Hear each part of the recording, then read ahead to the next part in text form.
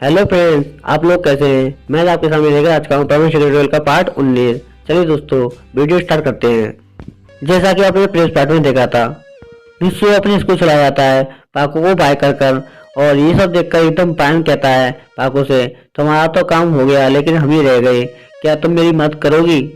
और ये सुनकर पाको कहती है, नहीं, मैं तुम्हारी अब कोई मदद नहीं करूंगी। मैं उसे कब की बहुत समझा समझा के थक चुकी हूँ कि वह तुम्हारी बात मान ले, लेकिन वह तुम्हारी बात नहीं मानने वाली। उसकी बात कान में जाती नहीं, तो मैं क्या करूँ। और वह इतना कहकर वहां से चली जाती है। पायन उसे रोकने की कोशिश करता है लेकिन वह रुकती नहीं है। उसके बाद पाको अपने घर पहुंचती है। वहां वो क्या देखती है कि उसकी रोबोट उसकी मोम से बातचीत कर रही है, और उसे आता देखकर एकदम वो लौटने वाले होते हैं। तभी सुमेरी की मोम उसे रोक लेती है और कहती है, पाको रुको। और अपनी मोम की बात सुनकर वो वहीं क्यों नहीं रुक जाती है, और वो कहती है कि आंटी की क्या काम है आपको। तो सुमेर की मोम कहती है, काम तो तुमको था, तुम किसी काम से यहाँ पर आई थी, फिर वापस क्यों जा रही थी।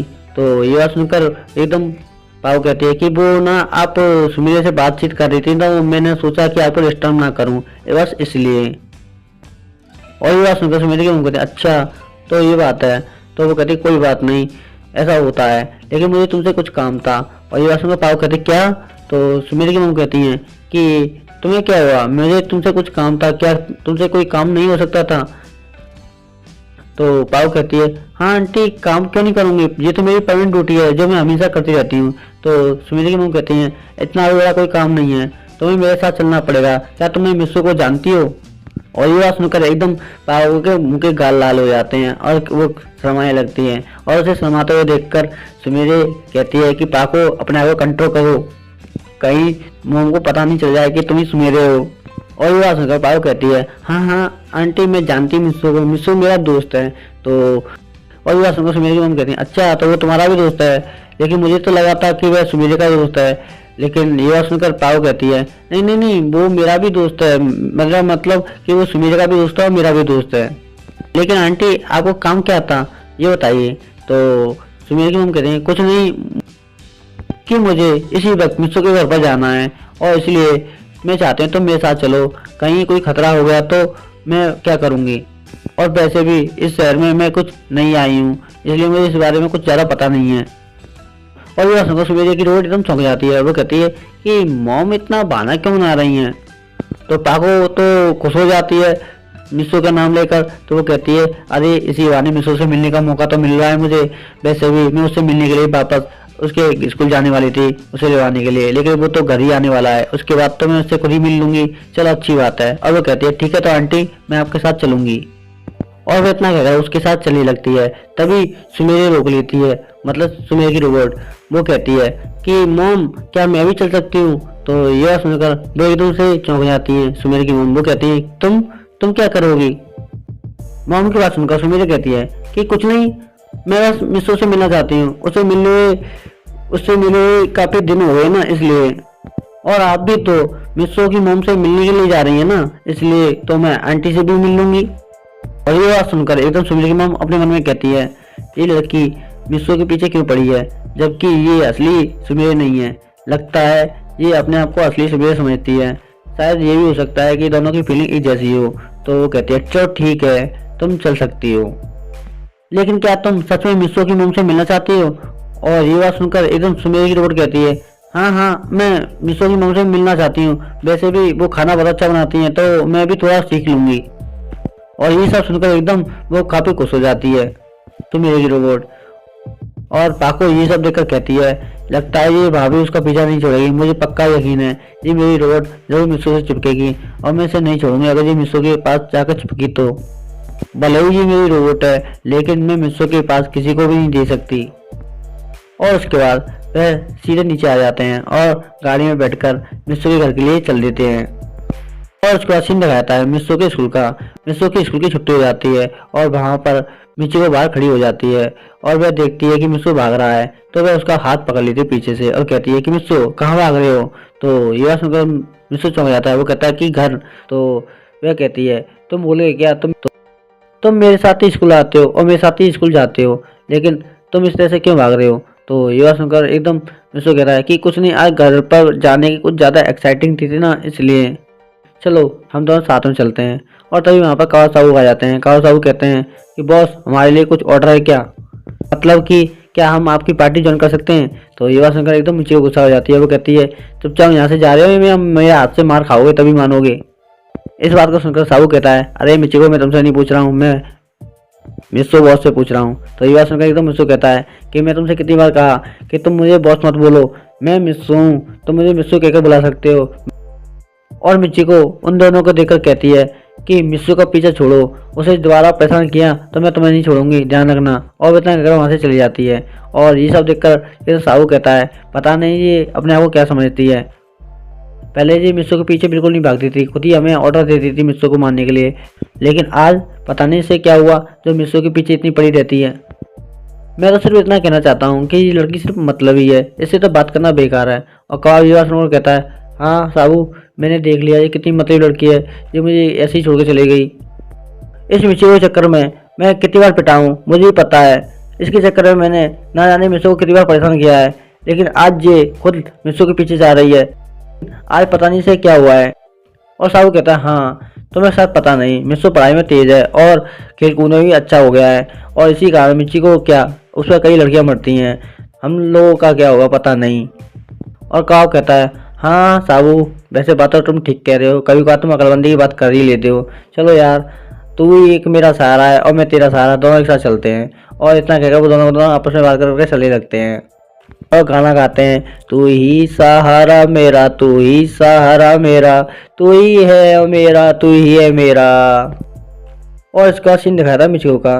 मिचिको मिस्सो के साथ घर जा रही होती है और वो एकदम से मिस्सो से कहते हैं कि मिस्सो क्या मैं तुम्हारे साथ तुम्हारे घर चल सकती हूँ। तो यह सुनकर मिस्सो कहता है क्यों।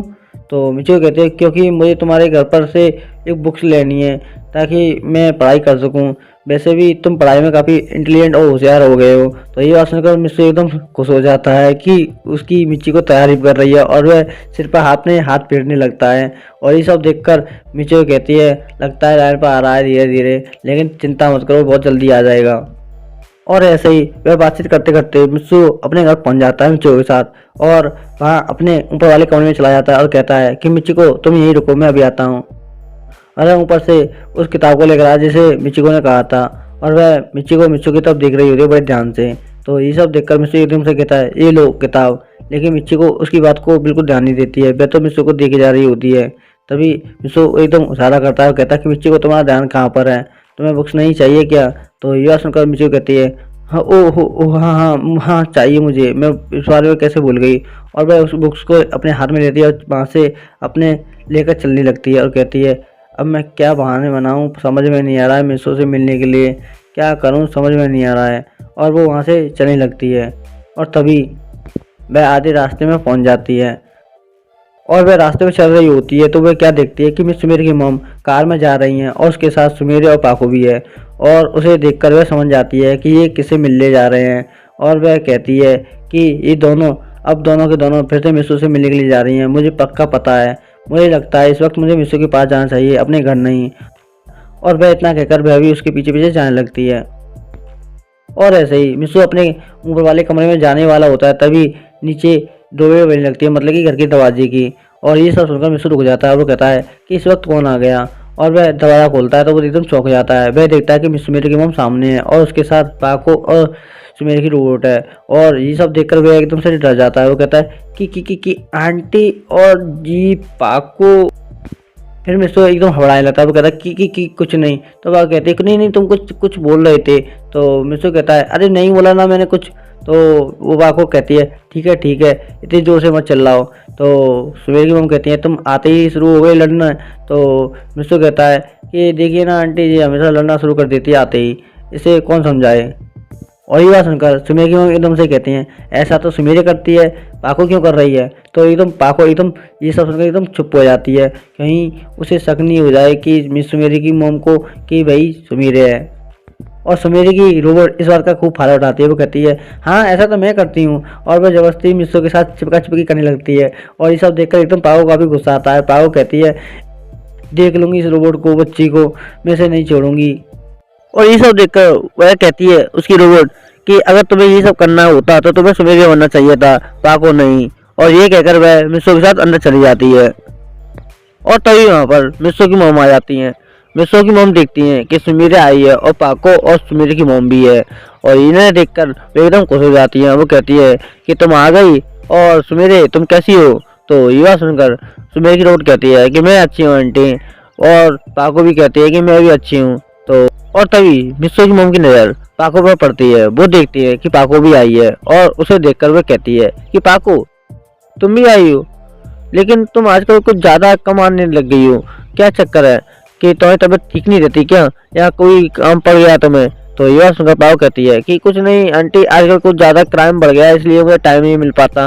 वो तो सुमेर की मोम ने मुझे कहा था कि मैं अकेले आने में मुझे डर लग रहा है, मेरा मतलब उन्हें प्रोटेक्शन चाहिए थी, इसलिए मैं उनके साथ आ गई। तो युवा सुनकर सुमेर की मोम कहती है ऐसे लगता है कि मुझे प्रोटेक्शन की जरूरत है, और मैं अकेली नहीं आ सकती। सच बात क्या है, मैं किस लिए आई हूँ अभी से पता चल जाएगा। और वो कहती है ये सब छोड़ो, मैं यहाँ किसी काम से आई थी। और ये बात सुनकर मिस्सू की मोम कहती हैं क्या काम है।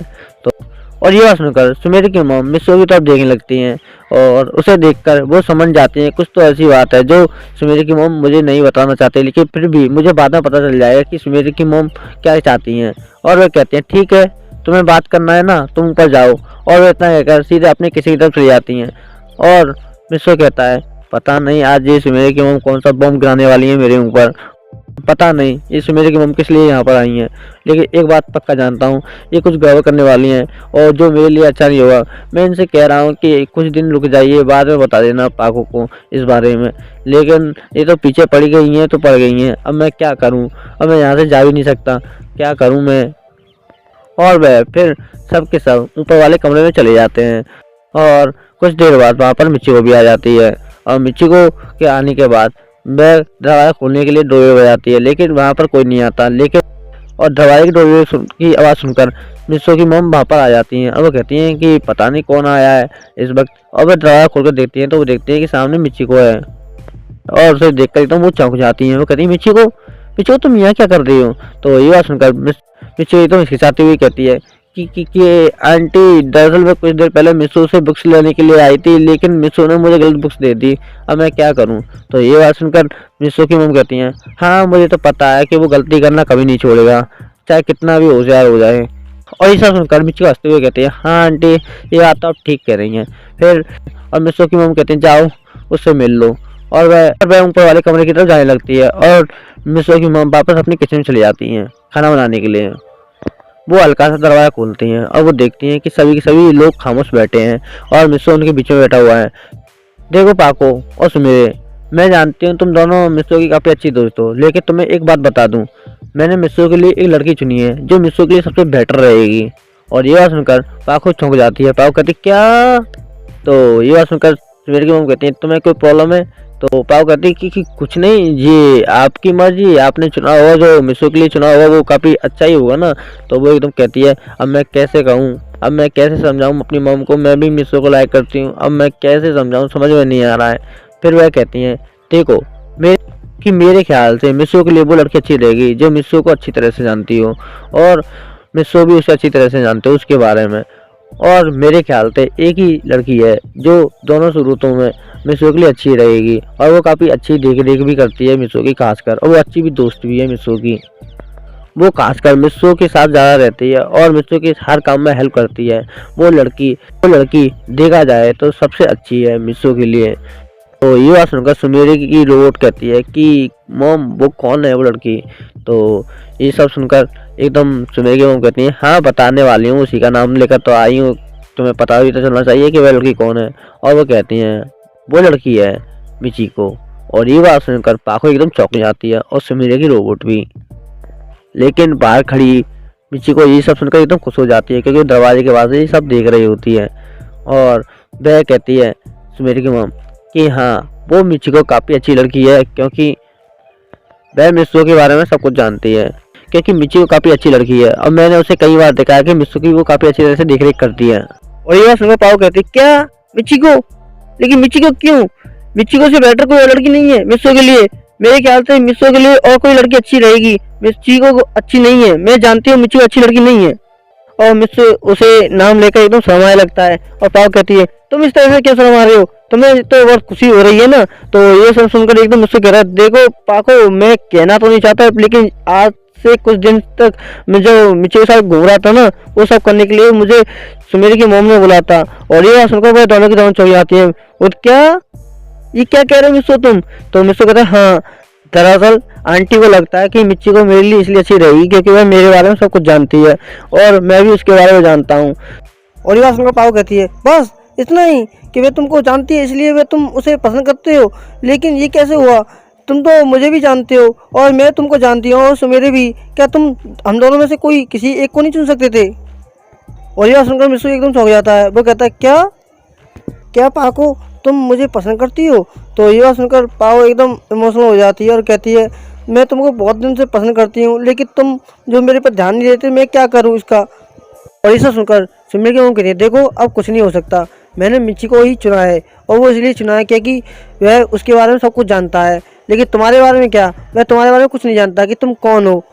वह तुम्हारे बारे में सिर्फ इतना जानता है कि तुम शहर की रखवाली करते हो परवीन के साथ, और क्या। और सुमेर की मोम की बात सुनकर पाओ गुस्से में आ जाती है। पाओ कहती है, बस इसलिए मिस्सो के लिए आपने मिच्ची को चुना क्योंकि वह उसे अच्छी तरह से जानता है, लेकिन वह मेरे बारे में नहीं जानता। अगर ऐसी बात है तो ठीक है, मैं आज ही अपनी आइडेंटिटी बता दूंगी इसी वक्त। और ये बात सुनकर सुमेर की रोबोट और मिस्सो सभी के सभी चौंक जाते हैं और वह गुस्से में अपना परमिशन निकालने वाली होती है। उससे पहले सुमेर की रोबोट कहती है कि नहीं पाको, ऐसा मत करो। लेकिन पाको बिल्कुल नहीं सुनती है और वह सबके सामने अपना हेलमेट निकाल देती है और वो देखती है तो सबके सब चौंक जाते हैं क्योंकि पाको ही सुमेर है।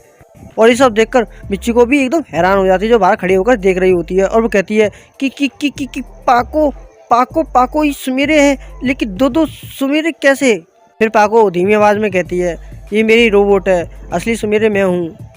दरअसल मिस्सो, मैं ही सुमेरे हूँ। मैंने ये बात तुमको कभी नहीं बताई क्योंकि मैं तुम्हारा दिल सुमेरे बनकर नहीं बल्कि पाको बनकर जीतना चाहती थी, इसलिए मैं तुम्हें आज तक अपनी आइडेंटिटी नहीं बताई।